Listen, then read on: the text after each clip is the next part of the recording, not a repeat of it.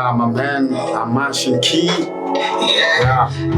Nilikuwa napenda kuwatambulisha kwa sababu ni mwaka sasa na miezi kama 8, tunaelekea kwa miaka 2 situmiki, lakini MBC au uongozi wa MBC uliona ni vizuri tena nianze kutumika, na natumia fursa hii kwa sababu ya kuwaalika nyote ambao mnanipenda na mnataka kazi za Machine Key kwamba tunaanza kutumika kwenye MBC na uongozi wote, na mimi pamoja tunawakaribisha kwa kufanya kazi hapa. Machine Key, producer wako mpendelevu, anatumika kazi hapa MBC.